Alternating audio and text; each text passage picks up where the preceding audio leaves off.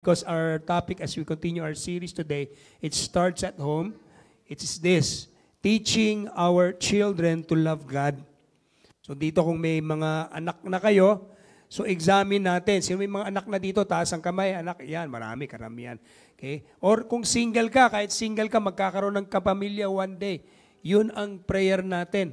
Yung next generation. If you're a campus ministry, you are single here, the people we are reaching out to, yung mga dinidisciple mo, yan, si Rainmart, hindi lang yung winantuan mo, tapos na siya, nag-attend na ng church, kaya lang, nakikita mo ba yung pagmamahal ng Panginoon to the people you are influencing?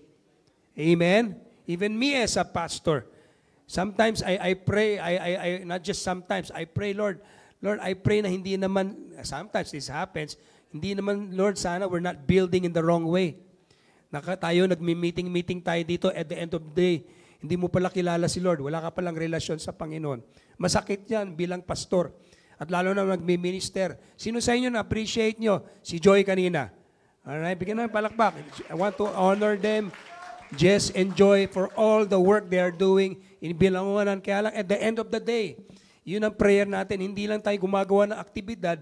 But alam nyo bakit ginagawa nila yan para sa inyo? Or tayong lahat para sa inyo? Ba't namin kayo dinadala dito in jeeps? Because we want you to love God. Yun lang yun. Okay? At kung ama ka, all of my children here, just Janelle, okay, kung wala dito yung tatay nyo, isipin nyo lang, ako na lang yung tatay nyo, ha? Nandito. Isipin nyo, alam mong desire namin, maaring wala akong milyones maibibigay sa iyo as an inheritance. Kasi ubusin ko na yun eh. No. Wala naman talaga. Walang inheritance. You know, but the thing that ang prayer ko maibibigay sa inyo when I see my children loving the Lord with all of their hearts. That's why it starts at home. Sabihin natin lahat, it starts at home.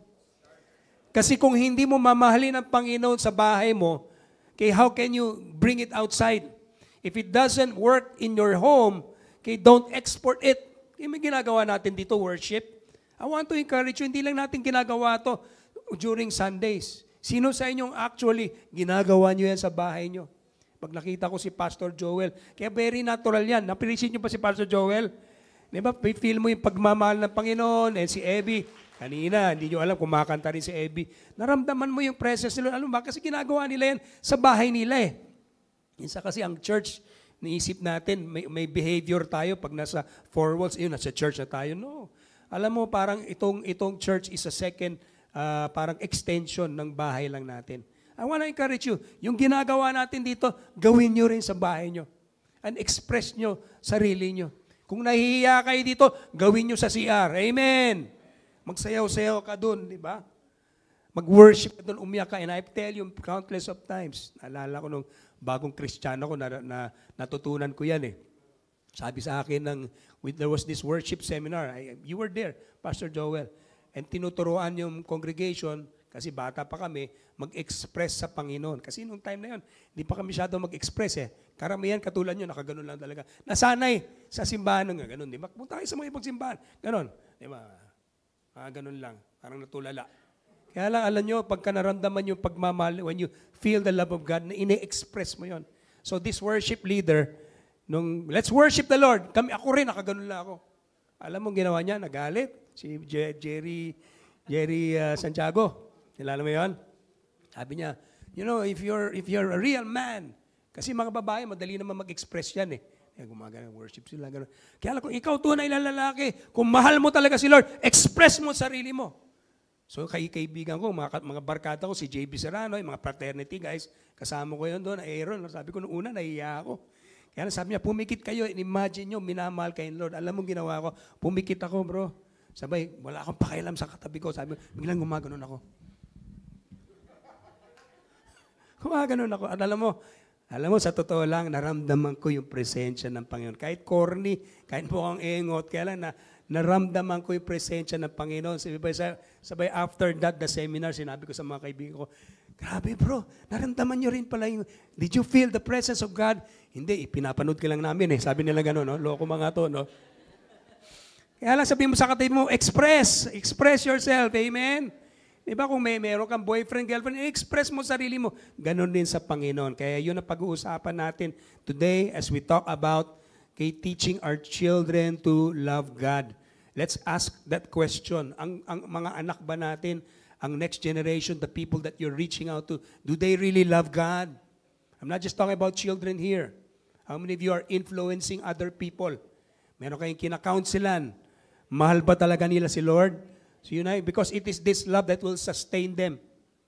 Listen, all the leaders here, you're not the hero. You can never forever sustain these people. Even me, as a father, I can only check my children, kamusta na? Do you read your Bible and pray every day? Yan, ginagawa mo sa anak mo yan. Kaya lang one day, mamamatay rin tayo, one day we will be gone, at mag-isa na lang sila. Ang tanong, mahal ba talaga nila si Lord? Diba? It's a serious question, mga anak natin. Mamahalin ba talaga nila, Lord? Because may mga storya nga ng mga Christian families, pagdating sa children, nagiging worldly na. And worse, nagiging atheist. So ang prayer natin, how many of you have a vision that the next generation and people will influence will love the Lord? Can you say amen? Okay, pag sinabing Rain Church, in love ang mga tao, mga membro doon, ay, in love sila kay Lord. Amen? Ayan, tignan mo yung katabi mo, nakikita mo ba yung pagmamahal ng Panginoon sa Kanya? So today, as we talk about that, how to teach our children to love God, let's all stand to our feet as we read the scripture. Again, we want to encourage you, bring your Bibles, let's all stand. And we will read from verse 4 until 9, Deuteronomy chapter 6, verse 4 to 9 in the ESV. Sabi po dito, Hear, O Israel, the Lord our God, the Lord is one. You shall love the Lord your God with all of your heart, with all of your soul. Let's read verse 4 and 5 together. Again, para tayong Jewish congregation. Ready, set, go. Hear, O Israel, the Lord our God, the Lord is one. You shall love the Lord with your God with all of your heart, with all of your soul, and all of your might. Let me read this. And these words I command you today shall be on your heart. You shall teach them diligently to your children, and shall talk of them when you sit in your house, when you walk by the way, when you lie down, and when you rise. Verse 8, you shall bind them as signs in your hands, and they shall be frontlets between your eyes. You shall write them on the doorposts of your house and on your gates. This is the word of the Lord. Lord, thank you, God, for, Lord, you've given us your word, Lord, and through our relationship with your word, Lord, mamahalin namin kayo, Panginoon. Magkakaroon kami ng deep love for your word and you. In Jesus' name we pray. Amen. You can take your seats right now. Ang direction natin ngayon, kung gusto nyo magkaroon ng ma-inlove ang mga anak natin, or kung gusto mo ma-inlove ka kay Lord, we need to have a relationship with the Word of God. Can you say amen? Ano yon? Kung tignan nyo yung Bible ko, dinala ko ngayon, no? Hindi ko dinala yung magandang Bible ko na parang hindi ginagamit. Alam mo yung ganon? Look at this Bible. May mga itsura na ito. Okay. Sino dito mga mister? Parang ganito na itsura nyo. Ganito na, no? Gamit na gamit. Na-feel mo ba yan? Gamit na gamit. Alam mo, gamit na gamit, and yet, alam mo bakit ganito itsura? Kasi minamahal. Amen. Hindi tinatapon. At ganun din sa buhay natin, kapatid. Okay? Question this morning is, do you have a relationship with the Word of God? Na hindi lang tayo nakikinig tuwing linggo. But pag uwi mo, ang ginagawa mo, binubuksan mo yung Bible mo. You want to know God more. Why? Because Jesus is the Word of God, sabi nga sa Bible. At kung ikaw may relasyon sa Diyos, we have a relationship with the Word of God. Didn't He say that? Man does not live by bread alone, but every word that comes out of the mouth of God. And every day, pag meron tayong relationship, alam mo, with the Word of God, you can't live without it. Can you say amen? Okay, kaya nga ini-encourage ko kayo, bumili na talaga kayo ng physical Bible, ibalik natin. Naalala ko yung unang panahon, wala naman. Ang ganda nga nangyari today. Walang anything para tayo nasa bahay. Di ba? Doon natin matitestingan ang puso ng tao eh. Kasi minsan, ang mga Sunday service, naging superficial na lang eh. It's about the lights, the smoke. Buti nga, wala tayong smoke machine dito. May mga ganun pala simbahan. Di ba? Yung para to arouse your sensual or your senses. Eh, iba pala yun. Pagmamahal, di ba? Pagmamahal. Senses. Pareho naman yun, di ba? Mali. Senses. O, yung senses mo, sorry Lord, di ba parang gano'n, yung presensya ni Lord na nafe-feel mo kasi grabe yung banda. But what about at home? Wala namang gitarista. What about at home? Walang nagki-keyboard sa'yo. Thank God, kung instrumentalist ka, somehow, nakakatulong yan. Kung hindi kayo marunong, ikaw na lang at si Lord, kaya mo ba mahalin ng Panginoon? And so, the book of Deuteronomy, kita natin dyan, nung sinabi ni Moses, he was instructing the people because they were about to enter into the promised land. And I believe as a church, ganun din. In just the next few weeks, magkakaroon ng pagbabago. The next few weeks, aalis na tayo dito sa St. Francis. And I believe this is our promised land. Magkakaroon tayo ng center. Hindi lang every Sunday, ngunit the whole month sa atin na. Amen? So pag-pray na natin, we are in the works. I think we have pictures of that. We have pictures of that. Sinabi ko sa iyo yun kanina. Turo-turo ka kay Mac. Tinuro kita. Okay, kumunta sila doon, sinukat na nila. Medyo mas mababa, hindi siya ganto, no? But alam mo, gagawin natin excellent yan. Ang kagandahan, sariling atin yan. It will be a place of worship, a place of prayer, place of counseling and training mga parents to glorify God and disciple families.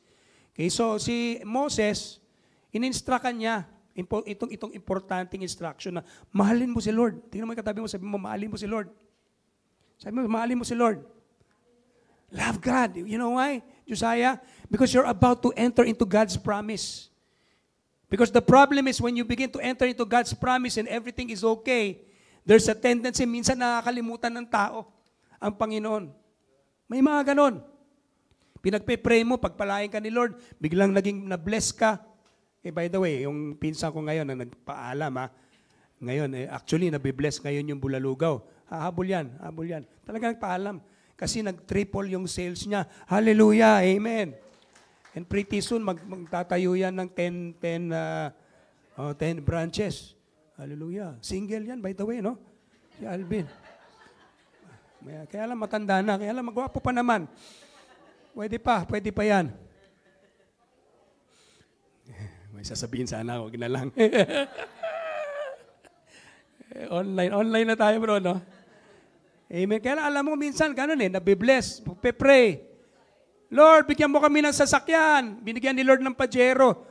Pagkatapos nun, wala na, hindi mo na makita Sunday service, panay picnic na lang. Sino sa inyo gustong pumasok sa promised land ng Panginoon sa buhay niyo? Magsabi ng amen. Sino sa inyo naniniwala uunlad ang buhay natin? Amen.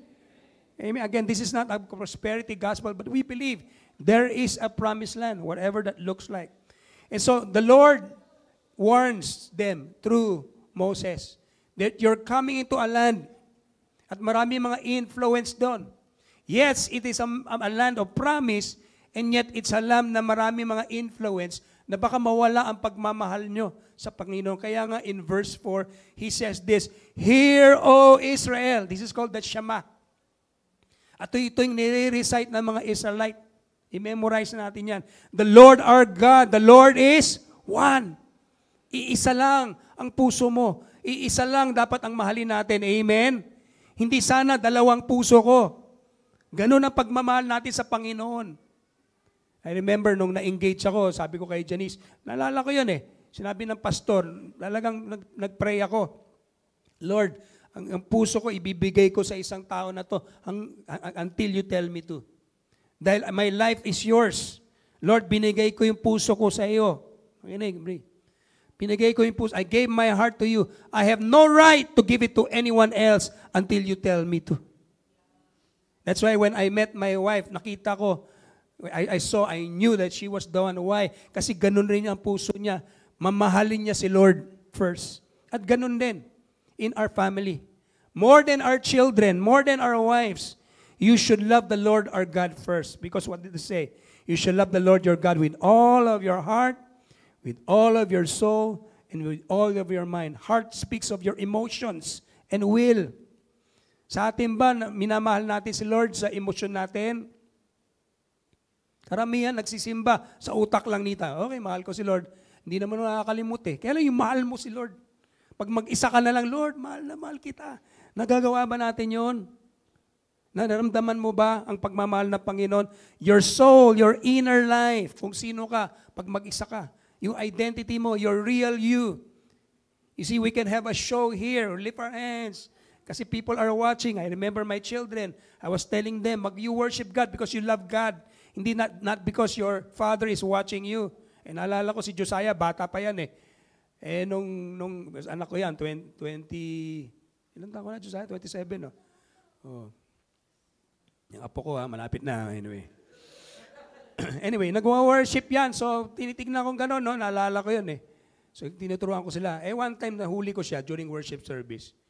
Eh, minsan kumakanta rin ako. Kita ko, nakaganyan lang. Nakaganon lang, tumitingin sa taas.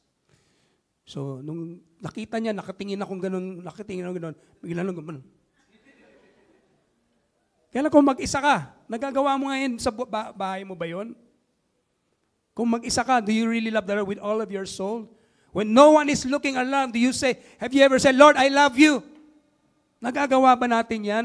Kapatid, kung hindi natin masasagot to, the good news here, God wants to fill you with His love. I like the verse that Joy mentioned a while ago. Lord, paanong maibibigay mo kung binigay nyo na lahat? At ganun din sa buhay natin. Sino sa inyo naniniwala? Binigay na ng Panginoon ang tunay na pagmamahal niya sa atin. Amen. Kaya nga yung I love you natin, di ba? Akala mo malaki yun. Ito na yung no, Lord, ano pa naman tong katiting na to? Amen. With all of our strength, our physical resources, and efforts. So it reflects the idea that loving God is not just intellectual, but it's a commitment, complete commitment, all-consuming dedication to Him in every aspect of our life. Now, I don't know about you. Okay? Ayan, bumalik na yung I don't know about you. No?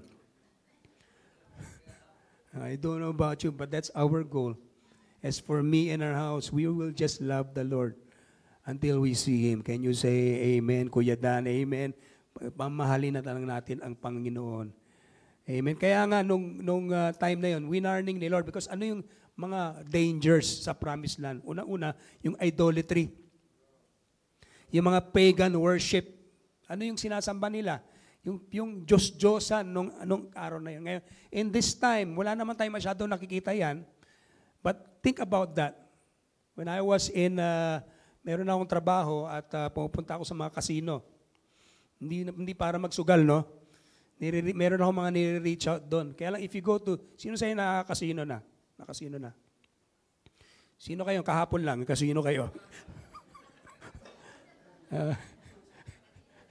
Sino sa'yo, mga Kristiyano kayo? Sumubok kayo kahit isang beses. Sumubok na. Lord, bless mo naman ako, 30 million, no? Sinabi ko kay Janice yan, tinestingan ko yan. Janice, kahit isang beses lang, malay mo, di ba? 30 million. Sabi niya, ayoko nga, ganun.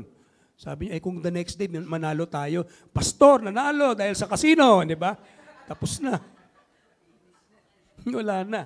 Kaya alam mo, looking around, makikita mo yung Diyos-Diyosan ng mundo na to eh. You feel it. Ano yung sinasamba ng mga tao? Instead of worshiping God, they worship money.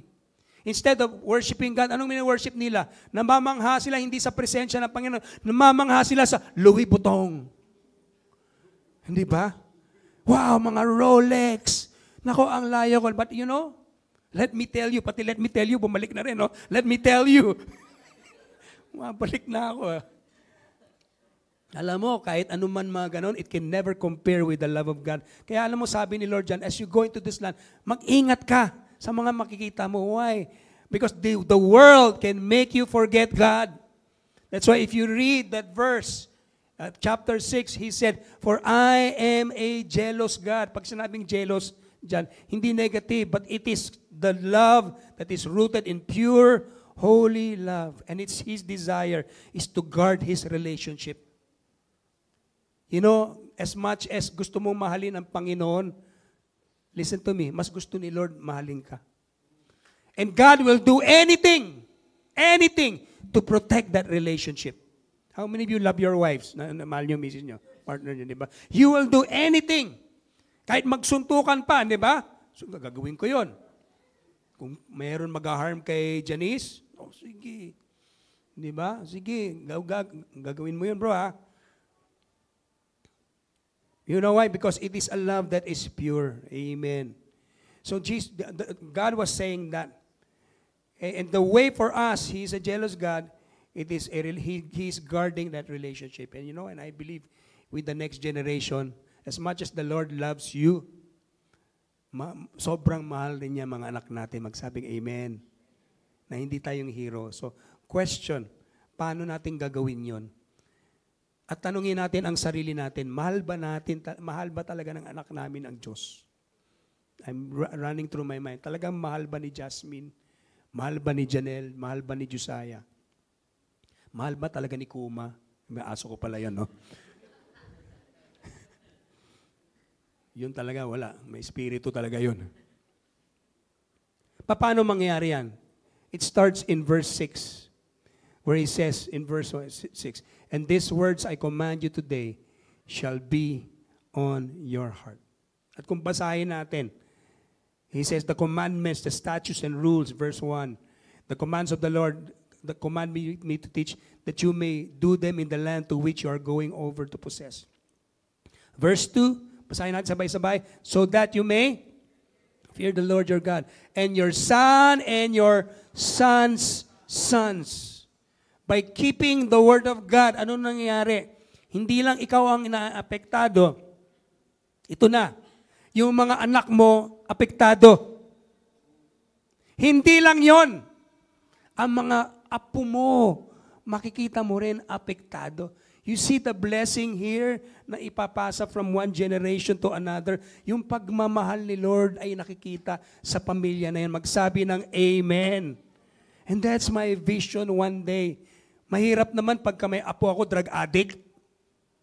O sino yan? Apo ni Pastor Jonas. Naku po. Sabay sa heaven ako, anghel na, wag naman, Lord. Diba? Ngunit alam nyo, ang kagandahan yan, may promise si Lord, hindi nila papabayaan mga anak natin. Amen. Amen. Because what is the result pag sinundan nila ang salita ng Panginoon? Look at what verse 3 says. Hear therefore, O Israel, be careful to do them, that it may go well with you. You know why we want you to love the Lord? To love the Lord? Gusto namin mahalin nyo ang salita ng Panginoon. Alam mo bakit, Aaron? So that it may go well with you. Not only that, ano sabi diyan? So that you may multiply greatly as the Lord, the God of your fathers, has promised you, in the land flowing with milk and honey. How many of you believe ito yung future na mga anak natin? Magsabi ng amen. Yan ang future mo, Miss Boo. Kalimutan ko na yung first name mo, okay? Yan ang future mo. That is our future. How do we do that? We do that again by helping them love the Word of God.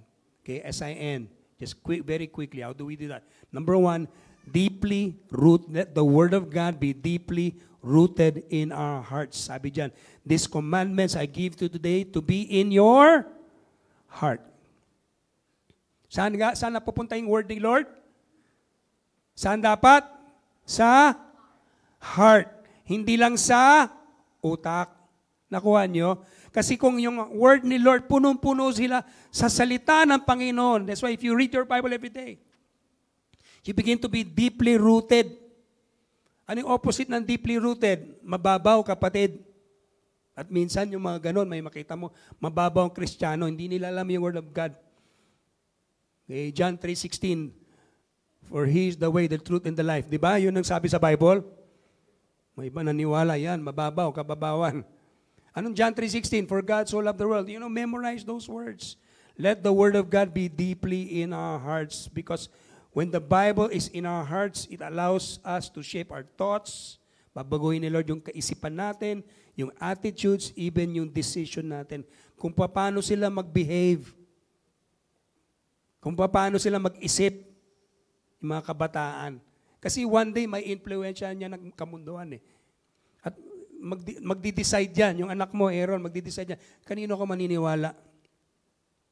Am I going to believe in the world? And but I believe if the word is in our heart, and as parents, yung responsibility natin, one day the word of God will just bear fruit. Magbubunga nga yan. Can you say amen? Paano yan? How do we do that? We teach in every moment. Ito na. Basahin natin sabay-sabay. Impress them on your children. Talk about them. Basahin natin sabay-sabay. When you sit at home. Are we there? When you walk by the way. When you lie down. When you rise. In every moment of life. Yeah, I remember even my children, sa totoo lang, no, I appreciate mga parents na talagang stricto sila. May Bible study sila sa bahay nila. Sino siya may mga Bible study talaga with your children? Ginagawa nyo na. Ayan, palakpakan naman natin si Joy. Yan. Okay. I knew you would raise your hands. Kaya lang, honestly, growing up, Josiah, nagba-Bible study ba tayo madalas? Hindi. Hindi talaga kami madalas magba-Bible study. But we talk about the Word of God every day. Now, nagkakaroon kami ng times of worship. Mamaya, pag-usapan natin yan and we're gonna worship the Lord together. But every moment, everybody say every moment. God's Word is not limited on Sunday. But every moment, you use yung mga natural happenings throughout the day. Kung ano nangyayari. Nanonood ka ng Netflix. Bigla na may revelation ka. Pero kami pinapanood lately lang Ang ganda what's that show again, Janelle? We were watching that he went through meron siyang negative na hinanap. Negative 25, number 25. O yung film nawawala. What's that film again? Witty something. Who's that guy again? Yung nakakatawa. What's his name? Anyway, you know that. Anyway, this is the story. So hinahanap niya he works in Time magazine. And yung time na yon, nangyayari, nagkuhan siya sa mga negatives, alam mo yung mga negatives sa photography. Yun ang hinandal niya. Kaya lang mag-modernize na sila, so mawawala na yung department niya. So sabi ng may-ari, parang ganon, yung editor, sige, itong ipiprint out natin, yung negative number 25. How many watched that movie? What's the name? What's the name of the guy? Ben Stiller. Ito na. So he went to the lengths. Kasi nawawala Saan siya pumupunta, nakakatawa yung movie. And then at the end, kung saan punta na siya sa Greenland, punta na siya ng Iceland, hinahanap niya. By the way, namatay siya in the end. No spoiler, hindi nangyari yun. And then nabuhay siya. Minsan ginagawa namin yan pagkalabas, mga barkada ko. Pagpapasok yung tao, sayang, namatay yung bida, no? Mga sutil. Alam mo, in the end, sa kakahanap niya ng kwan, alam mo nangyari? Nakita niya, Joel? Yung 25 pala, it's a picture of himself. Bigla na lang nagka-revelation ako. Ano yung nakasulat sa time? For the people who makes this work. Bigla lang, wow, revelation yun. And I shared. Minsan in church, ganun din. Minsan akala mo the things that's happening here is because of Pastor Jonas. But there are people behind the scenes that makes this work. Can you say amen? People like Vince, amen? Vince, come on na. Palakpakan natin si Vince. So kung sa heaven may highlight, papalagay ko, hindi nga tayo Robert Baka kayo. May magazine kung sa heaven, ina-announce. Kasi sometimes the things that we value in the sight of heaven is not really. We're just doing our part. So nagkaroon ng revelation. And I taught God's word. And in every aspect of lives. Not only that, ito na. We model the word in action. Ito, I like this, no? Where it says that tie them as symbols in your hands and bind them on your foreheads. Do we have a picture of that? Sa Israel now, ginawa nilang literal yan. At meron silang tawag na tefillin. Mga tefillin. Do we have picture of that? Sinabi ko, nandun. May picture. Kung pumunta kayo sa Israel, literal talaga. Meron silang mga tinatali sa pagkamay nila at sa ulo nila. At sa loob nun, nilalagay nila yung shama. You hear the Lord our God.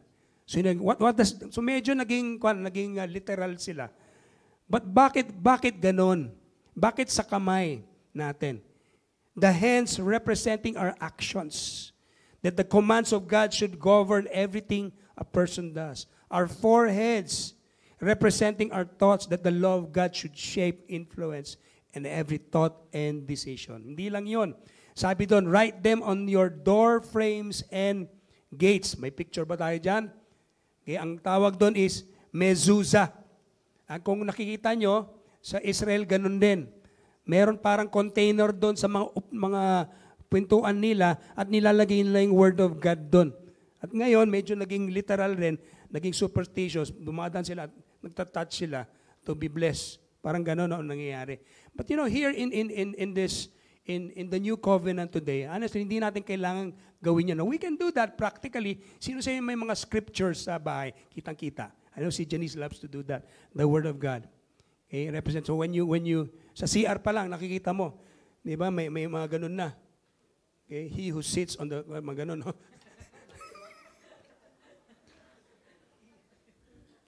In the dwelling place. Sorry, Lord. Amen. But it speaks that in every area of our lives, importante, we are reminded na aalala nila ang Word of God. Kaya nga, we teach our children, you memorize Scripture.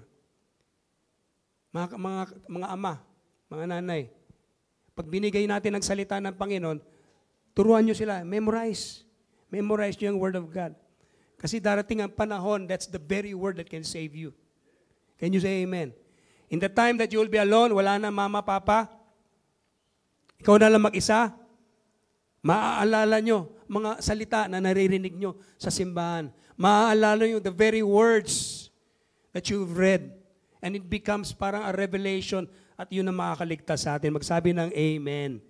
And then huli, we create sacred times for worship and reflection. So, when we talk about the Word of God, yung worship natin is based on the Word of God as well. So how do we teach our children to love the Lord? Umpisahan nyo yung worship sa bahay. Mag-worship kayo. Okay, worship starts at home. I remember during the pandemic, nung stuck tayo, naalala nyo yun? Okay, naalala nyo yun? Wala na tayong mapuntahan. Did you worship the Lord together sa bahay nyo? At naalala nyo yun na wala tayong puntahan, kaya lumabas si Bro Jonas. May kumakantang-kantang pastor doon. That's my contribution because I know people are at home, di na maka-worship. Ay, wala na, hindi na kailangan yun. Let's see in the future. But family devotion, setting aside a time each week that you worship God together. And I believe that's a beautiful thing. Kung hindi kayo, wala kayong instrumento, di mag-YouTube kayo. Singing to the Lord together. Amen. We experience what will happen. We begin to experience His love and create this atmosphere of God's love. You know, I remember growing up in a religious family. Naalala ko yun eh. Medyo hindi ko na-i-enjoy yung religion. Kasi pilit eh. Diba? Magdasal ka! Diba? Kasi paulit-ulit yung dinadasal namin nun eh. But something happened nung naging Christian ako and then I realized na it's not about rituals. Hindi pa tungkol sa superstition. Hindi ka dito pumunta, okay, naka-points na ako, Lord, ha? Papalain mo ako, no? Sabi mo sa katabi mo, blessed na blessed ka na. Blessed na blessed ka. Kahit hindi ka nag-church. Yan, hindi nakahabol si Alvin. Okay lang, mahal pa rin ni Lord yan. Okay lang yun. There are days nangyayari yan. But importante, mahalin mo pa rin si Lord. And it is in those times of worship, mararamdam mo yung pagmamahal ng Panginoon. Remember, there was this guy we were reaching out in Thailand. Ang pangalan niya si Sak. Buddhist siya. Buddhist. So when we talk about God, hindi niya naintindihan. Nothing. Hindi nga marunong mag-English yun eh. Hey, what's your name? How are you today? I'm 20 years old. How are you today? I'm 20 years old, no? So hindi niya naintindihan. Kaya lang, parang hindi niya naintindihan yung Word of God. Hindi niya naintindihan. Until we brought him here to one of the conference. At alam mo saan siya nakakilala sa Panginoon? Kailan siya na-open sa presensya ng Panginoon, pagmamahal, sa Word ni Lord? It is during worship. At ganun din. You see, worship creates this atmosphere. Mas madaling makarinig sa salita ng Panginoon. Mas madaling mahalin ang salita ng Panginoon. What I do in the morning, early in the morning, that's what I do. I open the book of Psalm. Psalm muna. Yun yung appetizer ko. Oh. Sabi, para mabukas lang ang puso ko, Lord, okay, dahil mahal kita, Lord God, I want to connect with you. So, babasahin ko lang yun. Sabay kakanta ako ng, anong key yun? G? G. Hindi niya alam to. G. There is none like you. Say the Lord. No one else can touch my heart like you do. And I could search for all. Thank you, Lord. And then I lift up my hands. Uy, grabe, nararamdaman ko na yung presence ni Lord. And find there is none like you. How great is our God. And sing, hallelujah.